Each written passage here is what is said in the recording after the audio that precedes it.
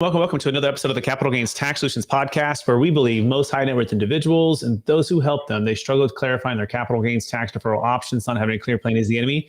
And using a proven tax deferral strategy, such as the deferred sales trust, is an amazing way for you to exit highly appreciated assets, defer capital gains taxes on cryptocurrency, businesses, real estate, so you can create and preserve more wealth, or help your clients, friends, and family do the same. My name is Brett Swartz, and each and every episode, I'm joined by some of the best real estate, financial, wealth, and business minds in the world, where they share their ideas and deal stories. So together we make complex tax deferral strategies simple and passive income plans achievable. I'm excited about our next guest. He's out of the great state of New York. And he is a co-founder of Dymo, or Demo. I'm not quite sure how to pronounce it yet. Well, he'll tell us in a minute. But he's passionate about pushing the boundaries of technology to foster the development of a better world. And he's focused on virtual currency, cryptocurrency, with interest in LOT, AV, VR, and anything else from science fiction that has a chance to becoming reality. And today's episode, we're going to talk about using blockchain to upgrade the auto industry. Please welcome to the show with me, Alex Rawitz. Alex, how are we doing? I'm doing great, Brett. It's really awesome to be here. I'm excited to get into it. Absolutely. And for our listeners getting to know you for the first time, would you give us a little bit more about your story and your current focus? Absolutely. I've spent over a decade in the tech space, mostly at early stage companies in the IoT space, in the fintech space, cryptocurrency. Started investing in it when I was, almost a decade ago at this point. So I've been around the block on that front for quite a while. And then I linked up with some old friends and some of my co-founders about 3 years ago to start Demo. We believe that blockchain can really take a lot of industries, not just the financial industry, but other trillion-dollar industries like the auto industry, and upgrade the way that those things operate for better outcomes for businesses and users. So I've been on that path for the last 3 years. I cover all things growth, marketing, partnerships, and a whole lot more at the company. Amazing. And this is, by the way, to learn more, you can go to dimo.zone, dimo.zone. Alex, before we dive into upgrading blockchain to using blockchain to upgrade the auto industry, and just take, businesses in general, right? I do want to take one other step back. I believe we've all been given certain gifts, and these gifts have been given to us to be blessing, help to others. Some people call them strengths, superpowers. So I'm just curious, what would you say is your one or two gifts or superpowers you've been given, and how does that help, how you help and bless people today? Yeah, that's a great question. I think one of the things I find myself thinking a lot about as a leader at this company and this project and going forward is the importance of just kind of like willing to run at a problem without overthinking it too much. I think that is, it's both a little bit of a gift, but also a mindset that you can get into. And I think it is something that people can learn. We spend a lot of time. There's a lot of choices that are put in front of us, a lot of decisions we can make, often with imperfect information, but we have to be willing to kind of take a leap of faith, take that risk, eat it, own it, and just keep going forward with a positive attitude every day. So I've got a lot of that. And, I've also been a trained salesperson for a long time. And I think I've got some pretty unique qualities there. Awesome. I love that. Yeah, that makes sense. Willing to run out of a problem without overthinking, right? Taking the action, and then being great with sales and people, and a good positive mindset. With that being said, let's talk about using blockchain to upgrade the auto industry. What would you say is the number one secret to that? And tell us about Demo. This sounds really exciting. Auto industry is $1 trillion industry. I mean, multiple trillions around the world. And the crazy part is that it's running on really, really old infrastructure. I mean, these are 100-year-old companies in many cases that are manufacturing cars or insuring cars or dealerships selling cars. And there's no really easy way for those companies to share data about what's going on with a car. The closest thing we have is Carfax. They see the average car 7 times in its entire life cycle. There's just no information about what's going on inside the car, how it's operating, how it's living over time. And if you think about the life cycle of a car, it changes hands multiple times. It's touched by, just by the owners, but it's also touched by dozens of entities, from maintenance companies to repair shops to remarketers to floor planners. I mean, there's a whole chain of companies in the used auto space that most people never even think about. And there's no way for these companies to exchange information and data about what's going on in these cars. And so what we're doing is we're building a digital identity for the car that is open and permissionless. That's where the blockchain comes in. We've actually made an open and permissionless digital identity standard that anyone can add data to, and you as the car owner get to kind of control and own your own vehicle data and share it with all these partners along the way. What that does is it unlocks a ton of value for the businesses and for the individuals that are involved in owning and operating the car, servicing the car, insuring the car throughout its life cycle. It opens up billions of dollars of value to the people in that chain. Interesting. So it sounds like clarity and transparency for what's what's happening with the car, right? That anyone can access at any time. And talk about the because even I think it's like seeing color, seeing the TV in black and white, and then you go to seeing it in color. So talk about what that can do, like practically speaking, like I feel like a live case study or like a live, I love that analogy. Make it more practical. Yeah, absolutely. So I have a Toyota RAV4. It's 2022 vehicle. I love it. It's a great car. And when I bought the car, Toyota gave me a subscription to their connectivity service, and they said, "Here you go. You can use our little Toyota app, but here's the catch. We get to take all your data." All right, okay, it's a nice app, nice enough app. I'm willing to part with that. And then what happens? What do they do with the data? They take the data and they have one insurance partner, Progressive. And so now Progressive emails me every couple months and says, "Hey, we think you're a good driver. We're looking at your data, and we'd love for you to switch to Progressive." Now, I'm a Geico person, not out of any strong allegiance, but I just am. But from my perspective, why is Progressive, if I'm going to share my data out there, if somebody else is going to be looking at some data in this chain that I don't have any transparency into, why is Progressive the only one sending me a quote? Wouldn't it be great? Like, give my data to everyone, give it to State Farm, give it to Allstate, like let them all bid on my data and who wants to give me the lowest price to insure me. So what we think is going to be a better situation, and what we've built at Demo, is the ability for me as a driver to actually own my own data and now bridge it and connect it into a bunch of different insurance companies. So we're working on those insurance integrations, and we can replicate that across maintenance. We can replicate that across selling your car. Basically, we're giving users back control over their data, which allows them to, go get better prices, go get better services throughout the life cycle of their vehicle. Okay, I got it. So it's competition through the data, right? That actually serves the consumer, us, right? Another example I give is we're building the app store for cars. So you as a user, again, you're going to touch dozens of types of entities over the life cycle of your car. You shouldn't be locked into just the one that Toyota has a partnership with, or just the dealer that you saw the first time, or just the maintenance shop around the corner. You should have competition on every single one of these angles, and it can be data-driven competition, which allows you to get better deals. So smart and making sense. By the way, go to dimo.zone to get with Alex's team, dim.zone. It makes sense. Yeah. So you're basically giving the power back to the people, baby. And you're using the information age and technology, blockchain, to share that data in a way that serves the people versus just serves the corporation. Is that a fair summary, Alex? Yeah, the two real innovative things that blockchain gives us in this data sharing methodology that are totally novel is, one, it really increases the ability for users to be in control of their own data, and this concept of self-custody, which has come to the crypto world. You can self-custody your own Bitcoin. It doesn't have to sit in the bank. You're in control of the asset. And we believe that's true of the data. It should be true of data assets as well. And the second part of the blockchain that's really, really powerful here is that the permissions, the actual way in which a user shares data from one place to another are built into transparent and open smart contracts. So anyone can audit it. I have no visibility into who Toyota is sharing my data with, how that data sharing is being done, how it's being governed. But with Demo, our actual permission, the code that governs how that permissioning works is an open smart contract. Anyone can go look at the code. You can't see, who did Alex share his data with? Of course, there needs to be privacy involved as well. But anyone can go and see that we're not, we don't have a back door into how the data is being shared. We're not sending it off in a different direction than we're, admitting to. We're making it a much more transparent system.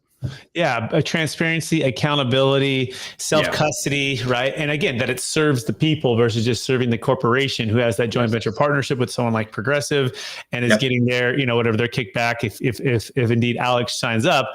Rather, it's like, no, let him compete. And if Progressive wins, great. You know what I mean? But if Geico wins, fantastic. Okay, what's the number 2 secrets to using blockchain to upgrade the auto industry that you can think of right now, and or just this business in general with where you think this is going?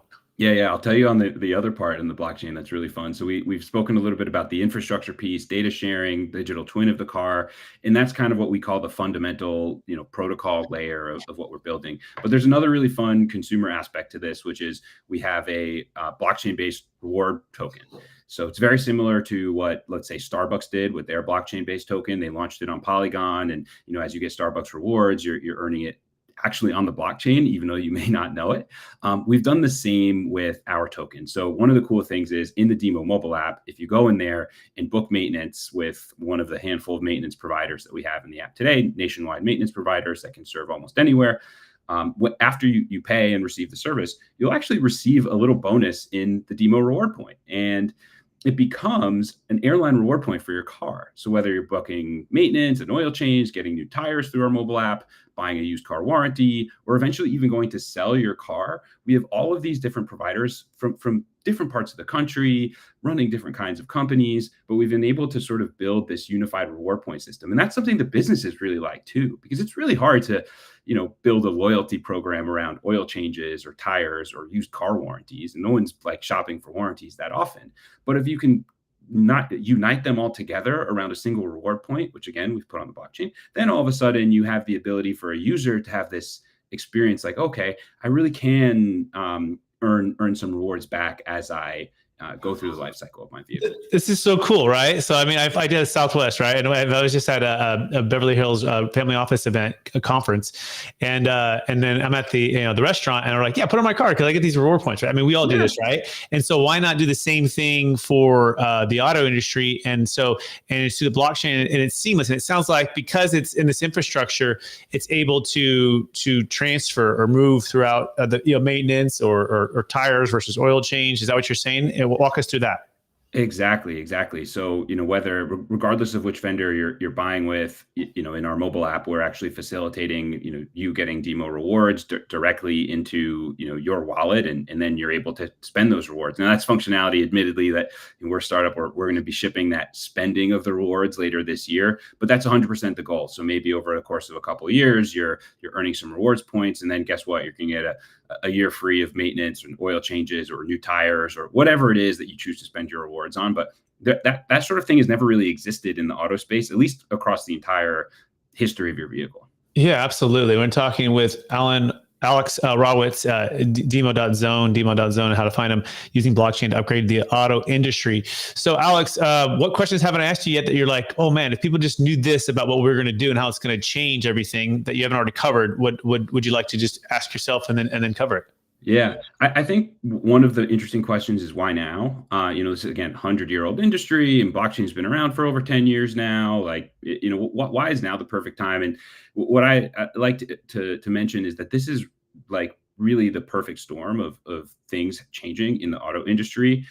We have electrification, we have connected cars, we have autonomous technology being tested. The driving experience is going to change massively for my kids, in 20 years, probably they definitely will have an incredibly different driving experience. Maybe they don't even learn to drive. I mean, it's still a little bit up in the air how far autonomous goes, but certainly things are changing dramatically under our feet. If you've bought a car in the last 3 years, your car is now getting over-the-air updates, most likely. Not all automakers are doing this, but most likely getting over-the-air software updates in your garage. And guess what? There have been times where automakers have botched those, and people have lost access to their infotainment systems or lost access to features in their cars. And Car and Driver and all these other magazines have, for decades reviewed cars based on how they drive and how they feel and how they look. And that's great. But we need to start reviewing cars based on how their software works. Like we saw last year, Nissan's API connections go down for like three days, and no one with a Nissan app could use it because their API was down. Like these software considerations are going to be factors in the buying experience for users over the next decade. And it's going to be a brave new world really for anyone who's in the auto industry. Obviously, love classic cars and things like that. Not much is going to change. But if you're just the average consumer going out to buy a new car or a used car, like the software experience that you have with your vehicle is going to dramatically change what you're doing. And that's why we're excited to bring, again, this concept of the App Store for cars, where you can have competition, you can have all the insurance providers, all the maintenance options, all of that connecting in to just one interface. Fascinating world. Yeah. And I also think about just the reviews. And if you have the data that is shared, that will actually like literally say like, yeah, this is the truth. This is the fact, right? Versus the fluff, right? You see the auto commercials and it's just like, it's Matthew McConaughey and he's just happy and his hair's flowing and he's cruising, and I forgot the one he does. He's Chrysler, I think it's Chrysler, right? And he's going, and you're like, I'm like, and I mean, I guess some of this stuff works, but what I like that auto commercial that goes like, no, here's the data, and like here's the reality of that, right? It's like fact checker, right? So that's you're hitting on one of the ideas we had from the very beginning, and it's not something that our company is going to do, but like we've created this platform and our own APIs to allow other builders to come and build this on our technology, which is like somebody should build the data-driven car review site. That's like, okay, we have 100,000 Lincoln Navigators out there. So like Matthew McConaughey says it's a great car, but like, what does the data tell us?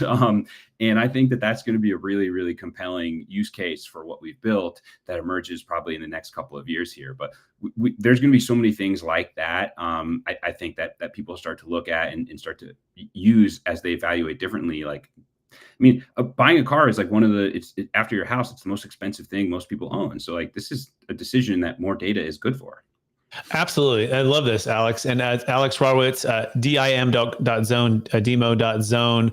And so, Alex, let's shift it a little bit into like just businesses general, even like finance or real estate. Like a lot of our listeners are, it's wealth. They're entrepreneurs. They own their own businesses. They own a lot of real estate. They own cryptocurrency, and so they're looking to exit these highly appreciated assets, but they're also looking to grow these assets. And they're looking at, especially real estate. Real estate is very dated, when it comes to technology for the most part, especially commercial real estate. So walk us through how blockchain might even upgrade business and real estate as a whole.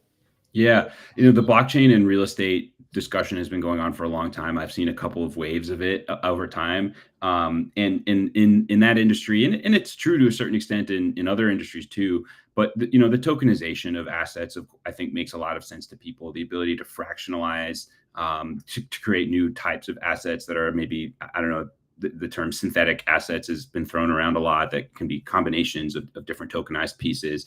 I think that's going to probably change the way that people can and do invest in things like real estate or other assets like that. The thing about like using the infrastructure to really upgrade the industry, one of the things that's interesting about the auto industry is even though the background stuff has been very dated, cars themselves do have computers built into them, and they have for decades. So there is this like already kind of latent technology infrastructure that you can tap into, which we are. Most houses don't have technology built into them to that extent, the way that there's several ECUs in a car running the operations of the vehicle underneath the hood. So there's a little bit of that challenge of like, how do you actually make the literal infrastructure of the house more tech enabled. But I think anything IoT, anything blockchain, is going to eventually need some sort of blockchain element that governs like how those IoT devices are managed. So tokenization makes a ton of sense to me in the real estate industry, but then you're really looking at a pretty major upgrade in terms of technology infrastructure that would need to come into play to like tech enable houses and real estate and apartment buildings in a much more meaningful way. Absolutely. And I know what I think about too is just transparency within performance, right? Yep. We look at different real estate investments and their track records and their performance. And, if you go on the stock market, one thing they have over the real estate market is it's like real time, like this is what's returning. This is what's happening, right? And you see it all right there, right? Live 24/7. Real estate is not that. That's why people get competitive edges with that. But I'm just thinking about data and real estate and expenses and income and like what's actually being collected with revenue versus expenses. What's the true cash on cash return? The second part I'm thinking about is just even open up bank accounts with the applications. It seems like these things are like really dated and very slow. And the kind of questions they ask for and the things they ask for, where you could have a smart contract that's like, here's all of my, secure, information, whether it be EIN number or social security number or all these different things, and pushing a button and it linking up a smart contract to show this all just jumps in there, right? Like it's in there, it's done. And maybe it's connected by 2FA or something, but of course it would be protected. But the point is, it just is so slow. Yeah. Oh, you're hitting on two major points. One is really hot in the concept these days in the crypto world called the ZK, zero knowledge proofs, which is the idea that like, I should be able to prove to you, Brett, that I'm an accredited investor without having to show you my bank account. Like I have assets to do it. I don't want to have to show you a statement. I don't have to tell you exactly what I own, but there should be like a way that I can verify in one end and prove it to you without you having to see exactly what I have. And that sort of idea is applicable, obviously, to so many aspects of the real estate industry. We see it. We talk about it in the in the auto industry as well. I should be able to prove some aspect of my driving to an insurance company without having to let them into all my private details. Or I should be able to prove, to the insurance company, I'm a safe driver, but I don't actually have to tell you where I live or stuff like that. I think that zero knowledge aspect, it's something that the industry has been working on, and it's the idea of digital identity for a very long time. And then beyond that, there's the second concept of these synthetic assets and these really like new types of methods. Instead of having some person and some outdated risk model that decides whether I'm loan worthy, that could be a smart contract. Like if I have the right provable credentials in a zero knowledge proof, then maybe the smart contract can automatically give me a loan and just say, hey, look, based on your credentials, you're good. Like we don't need to process this or anything like that.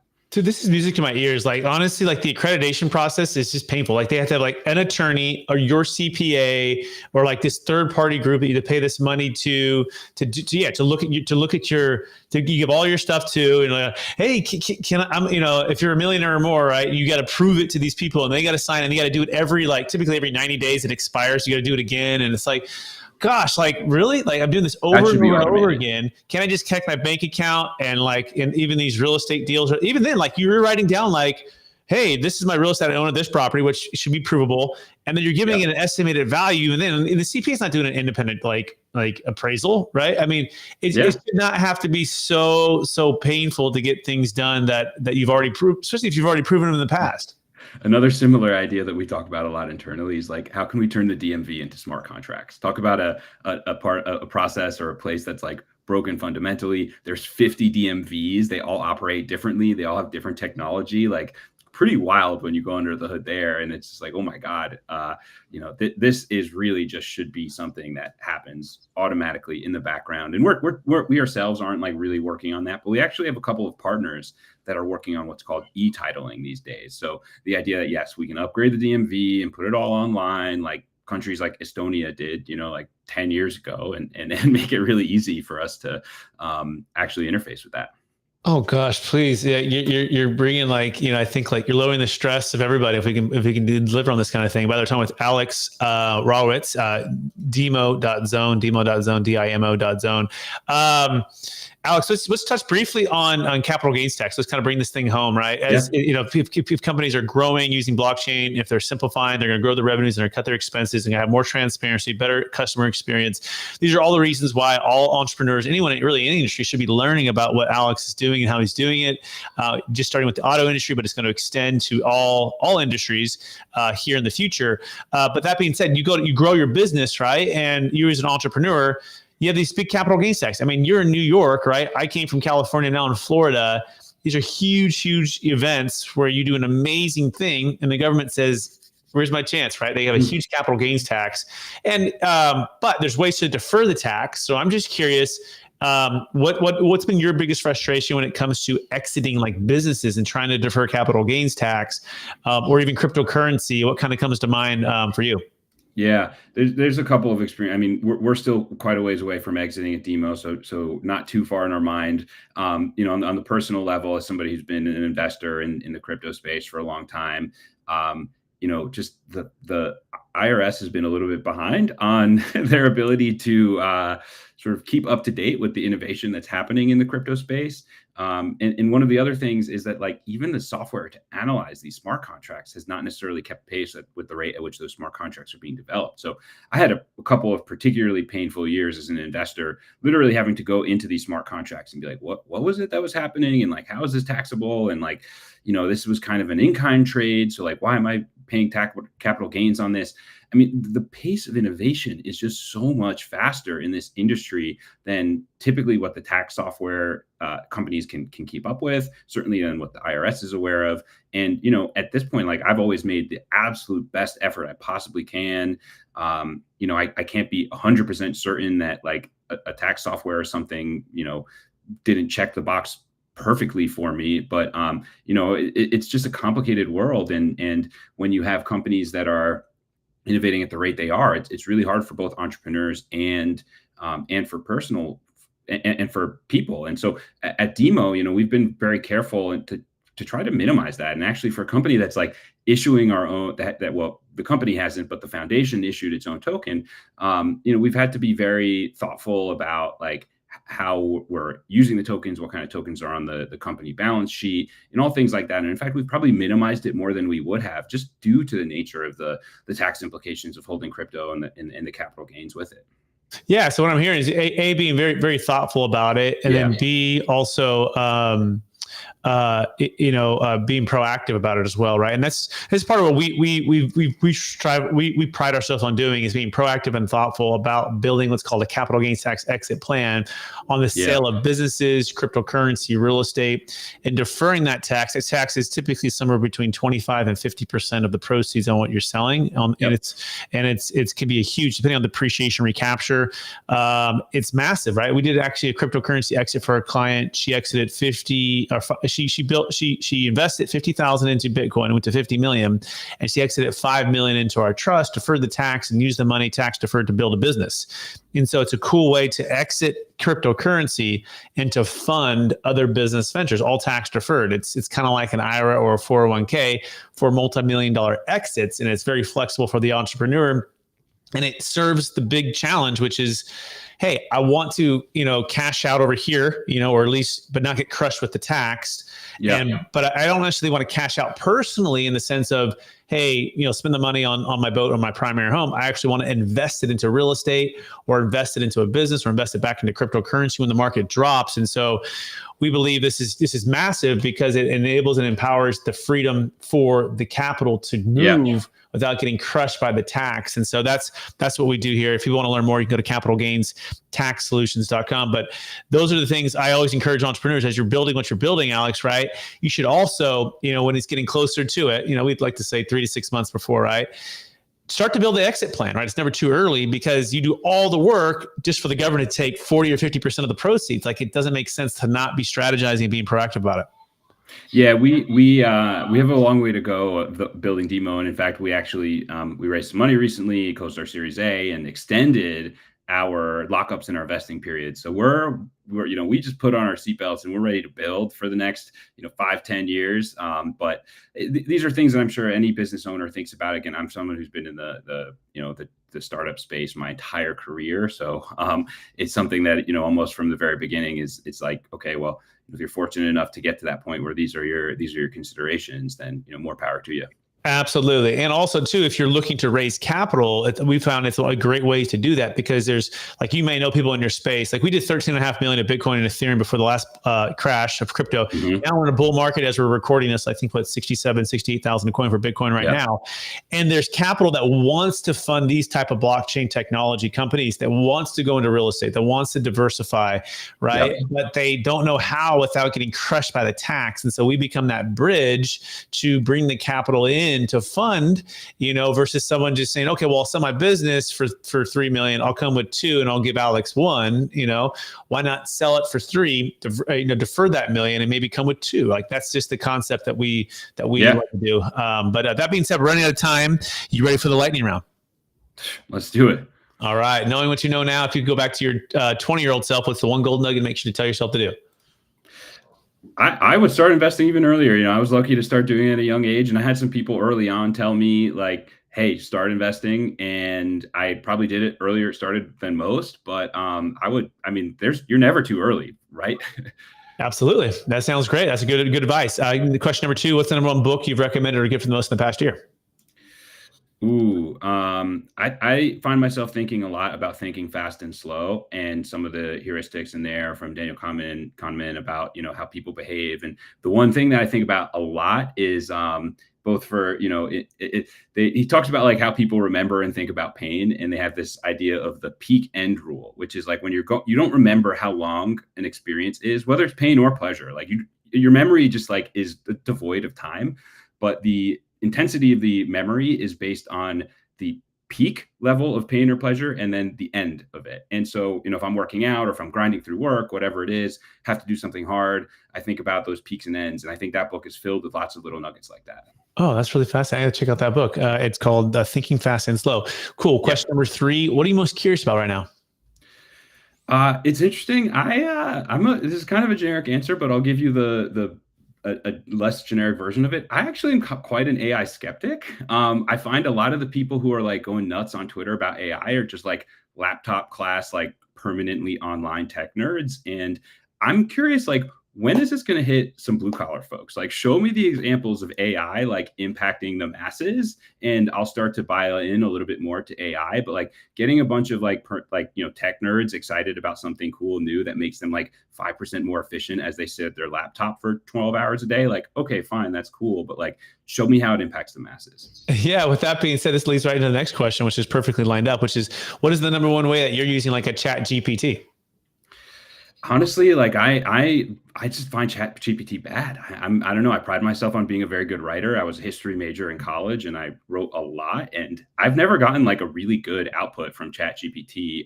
I guess for like, in place of Google every now and then, it helps to like maybe get me some slightly more refined answers than I would get from clicking around in Google. But like, I don't find it to be ready yet.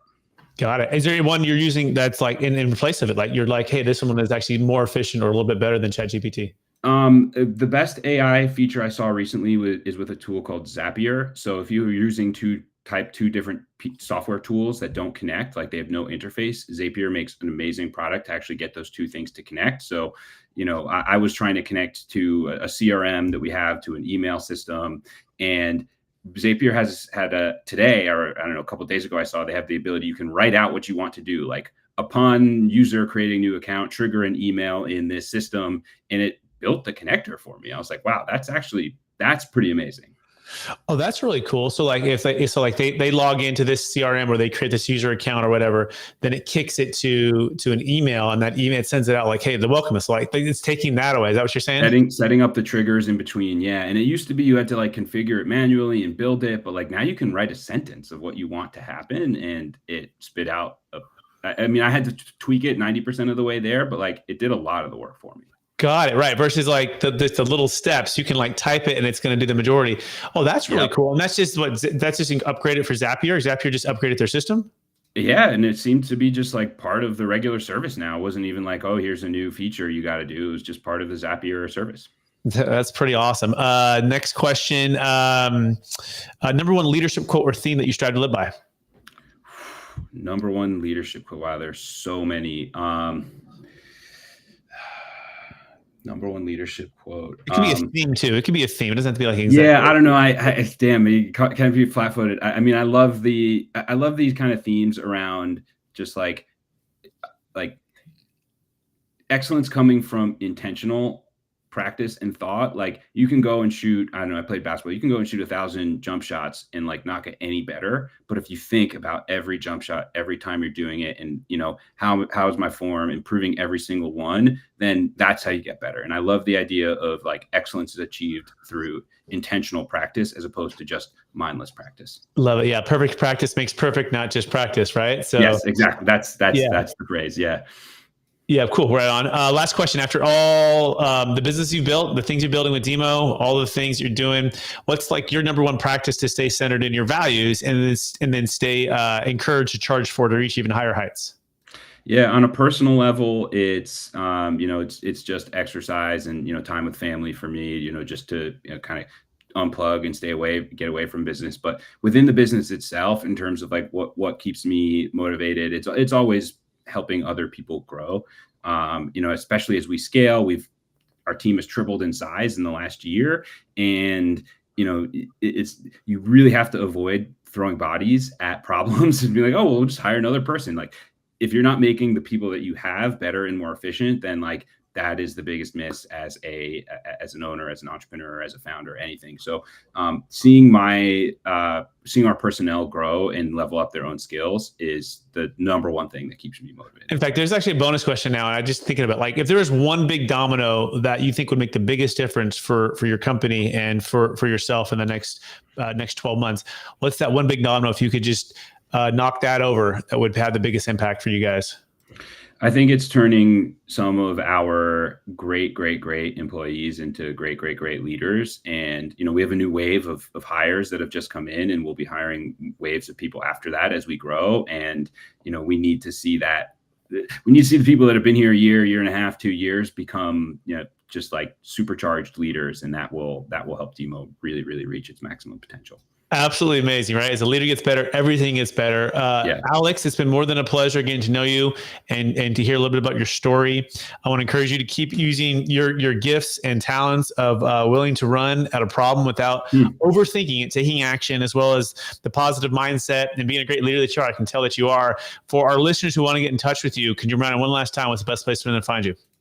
Come check out demo.zone. And actually, we have a second website as well, which is very consumer focused. If you're interested in actually using our product and using our mobile app as opposed to just the big vision, drivedemo.com. Awesome. Alex, thank you so much. I also want to thank our listeners for listening to an episode of the Capital Gains Tax Solutions Podcast. As always, we believe most high net worth individuals and those who help them, they struggle with clarifying their capital gains tax deferral options. Not having a clear plan is the enemy. And using a proven tax deferral strategy such as the deferred sales trust is an amazing way for you to exit cryptocurrency businesses, defer millions of dollars of capital gains tax. So you can create and preserve more wealth, and or maybe start a company like Alex to solve huge challenges in the world, like the inefficiencies of the auto industry. We want to encourage you to take action, be proactive in all of your planning. With everything that you're doing, especially when it comes to exiting. You can check out the book that came out. It's called Building a Capital Gains Tax Exit Plan. This is on Amazon, and it's pretty cool. We have some really smart people like Kevin Harrington from Shark Tank in the book and others. You can check that out on Amazon, and then you can go to capitalgainstaxsolutions.com to get started on exit planning. Thank you so much, everyone, for listening.